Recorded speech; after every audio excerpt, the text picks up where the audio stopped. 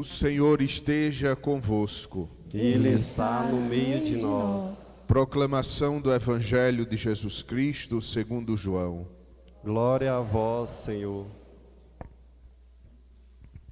Ao anoitecer daquele dia, o primeiro da semana, estando fechadas por medo dos judeus as portas do lugar onde os discípulos se encontravam, Jesus entrou e, pondo-se no meio deles, disse: A paz esteja convosco. Depois dessas palavras, mostrou-lhes as mãos e o lado. Então os discípulos se alegraram por verem o Senhor.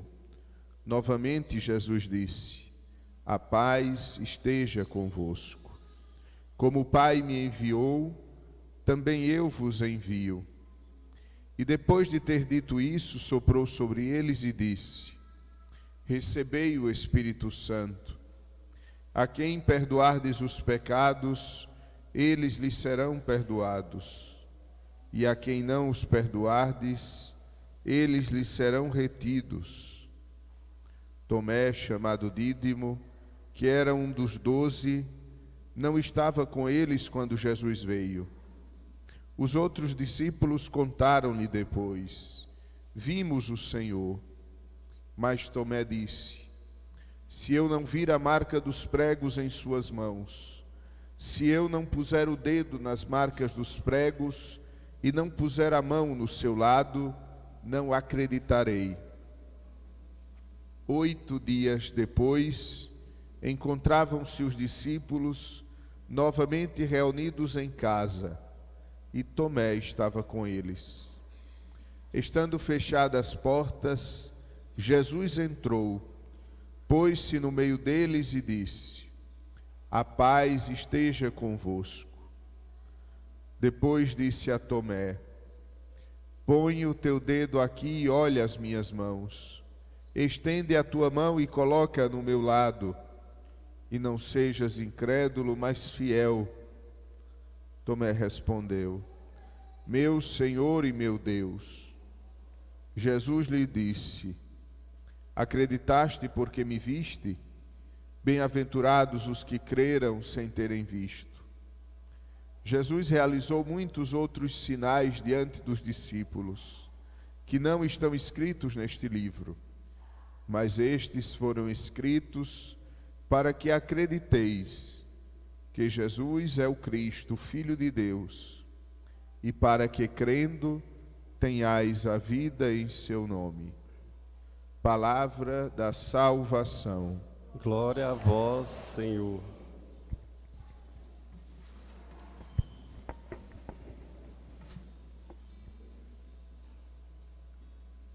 Tomé, ele não acreditou na palavra dos apóstolos. Os apóstolos tinham visto o Senhor.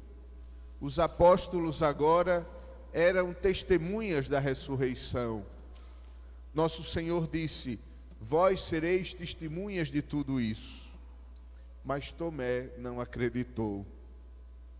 Tomé precisou que o próprio Jesus aparecesse ressuscitado diante dele. Tomé precisou ouvir da boca do Senhor aquelas palavras que ele tinha dito: Se eu não vir a marca dos pregos, se eu não colocar o meu dedo no lugar dos pregos, se eu não puser a minha mão no lado onde a espada, onde a lança havia perfurado, não acreditarei. Amados irmãos e irmãs, a igreja anuncia o ressuscitado. Por isso nosso Senhor disse: Bem-aventurado, felizes, aqueles que acreditarão sem terem visto, aqueles que acreditarão por meio da igreja, aqueles que acreditarão por meio da palavra. Por isso, São João, no final do seu evangelho, ele diz que o motivo de ter escrito estas coisas é para que acreditemos, e ao acreditar, tenhamos a vida no seu nome. A igreja continua há 2000 anos anunciando o Evangelho. E o Evangelho é: Jesus ressuscitou. A boa notícia, Evangelho significa exatamente boa notícia. A boa notícia é esta: que o Senhor ressuscitou e que nele, no ressuscitado, também nós encontramos a vida em plenitude. Não sejamos como Tomé, mas sejamos como o Senhor espera que sejamos, que acreditemos por meio da palavra da igreja. Hoje, amados irmãos, toda a igreja no mundo celebra a festa da misericórdia. Jesus usou de misericórdia com Tomé. Tomé que não acreditou. Tomé que depois de tudo do que o Senhor fizera, Tomé continua com o seu coração fechado. Mas o Senhor não o trata como ele merecia, mas o trata conforme a sua misericórdia. Aparece a Tomé e lhe propõe: queres colocar o dedo nas minhas feridas? Queres ver o lugar dos pregos? Queres colocar a tua mão no lugar deixado pela lança? Vem, Tomé, mas não sejas incrédulo, sejas um homem de fé. A misericórdia do Senhor, ela nos leva à fidelidade. A misericórdia do Senhor nos leva a contemplar as suas chagas e nelas a nossa salvação. Amados irmãos, celebrar a misericórdia divina requer de nós 3 atitudes. A primeira é uma atitude de gratidão. Deus não nos trata conforme exigem as nossas culpas. Deus não nos trata à medida dos nossos pecados, mas Ele nos trata conforme a sua misericórdia. Diz o Antigo Testamento: Senhor, se o Senhor nos tratasse conforme merecemos, nós pereceríamos, nós seríamos reduzidos ao nada, mas nos tratais com misericórdia, com bondade. Amados irmãos, reconhecer a misericórdia de Deus é reconhecer a sua bondade, é reconhecer o seu amor, é reconhecer que os nossos pecados não nos impedem de sermos salvos, mas o Senhor nos salva perdoando os nossos pecados. O agir de Deus é sempre um agir na misericórdia. O modo como Deus exerce a sua justiça não é punindo os nossos pecados, não é nos condenando. O modo como Deus exerce a sua justiça é na misericórdia, é no perdão, é na bondade, é no amor. Diz a Igreja, e Papa Francisco recolheu tão bem isso num dos livros que escreveu: o nome de Deus é misericórdia, ou seja, o modo como Deus age é o modo da misericórdia. Não é o modo da legalidade, não é o modo da justiça simplesmente para punir, mas é a justiça para salvar. Esse é o primeiro elemento: reconhecer que somos alvos da misericórdia de Deus, que Ele não nos trata conforme nos pede o rigor de nossas faltas, mas Ele nos trata conforme o seu modo de agir, que é a misericórdia. Mas o segundo elemento, amados irmãos, é coligado ao primeiro. Se o primeiro elemento é reconhecer a misericórdia de Deus, o segundo elemento é ser misericórdia na vida do outro. Nós precisamos viver a misericórdia. Nós precisamos espelhar a misericórdia de Deus. A misericórdia de Deus toca em nossa vida assim como a luz toca no espelho e é refletida para outro lugar. A misericórdia de Deus deve tocar nosso coração e, através de nós, chegar aos nossos irmãos.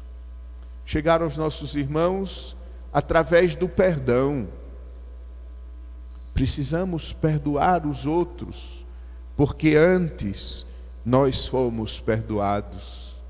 Perdoai-nos as nossas ofensas, assim como nós perdoamos, do mesmo modo como nós perdoamos a quem nos ofendeu. Ser misericórdia na vida dos outros. Ter uma atitude sempre misericordiosa, ter uma atitude sempre benevolente, diante da realidade, diante da vida, diante dos irmãos e das irmãs. Nós não podemos ser rigorosos, nós não podemos ser legalistas, nós devemos ser misericordiosos, porque assim é Deus conosco, porque assim age o Senhor para com cada um de nós. Para entender bem a necessidade de ser misericordiosos na vida do outro, nós precisamos recordar uma parábola que Jesus contou. Jesus contou que um homem devia uma grande quantidade ao seu patrão. Devia uma quantidade imensa ao seu patrão e não tinha como pagar. O seu patrão o chama e diz: paga-me o que me deves, ou te colocarei na prisão, tu, tua mulher e os teus filhos, e de lá não sairás, até que pague o último centavo. E aquele homem, caindo aos pés do seu senhor, suplica: dá-me um prazo e eu te pagarei. E para espanto de todos, aquele senhor não dá um prazo conforme ele pediu. Aquele senhor perdoa toda a sua dívida.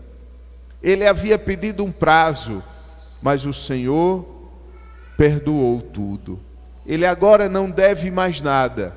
Ele agora pode recomeçar a sua vida, porque foi perdoado. Mas ao sair dali, conta o Evangelho, imediatamente aquele homem encontra alguém que lhe devia muito pouco, e ele diz: paga-me o que me deves, ou te mando prender. E aquele homem repete a cena. Aquele homem cai aos seus pés e lhe suplica: dá-me um prazo e eu te pagarei tudo. Mas ele não quis saber, mas ele não ouviu a súplica. Ele mandou aquele homem para a prisão. E os empregados do Senhor ficam sabendo, contam ao Senhor, e ele então manda chamá-lo e diz: eu agi com misericórdia para contigo, porque tu não agiste do mesmo modo com o teu irmão. E agora aquele homem é condenado a pagar toda a sua dívida. É condenado como um escravo a trabalhar para pagar, para ressarcir o seu patrão. Porventura, essa palavra do Evangelho não é um espelho da nossa vida? Nós que caímos de joelhos diante do confessionário e suplicamos a Deus perdão, nós que tantas vezes estamos diante do sacrário pedindo perdão ao Senhor, nós, caído de joelhos diante do Senhor, pedimos perdão e Ele nos perdoa. Mas às vezes, imediatamente, saindo dali, nós não perdoamos.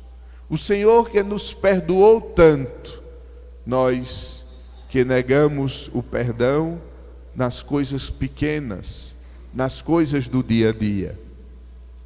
Nosso Senhor disse: na mesma medida em que tratardes o vosso irmão, sereis vós tratados por mim. Na mesma medida em que perdoardes, sereis perdoado. Ou agimos com misericórdia para com os outros, ou fechamos o nosso coração à misericórdia de Deus. Esse é o segundo modo, ser misericórdia na vida do outro. Mas existe um terceiro elemento: pedir perdão aos irmãos. Pedir perdão aos demais significa, então, deixar que a misericórdia de Deus também chegue até nós por meio dos irmãos.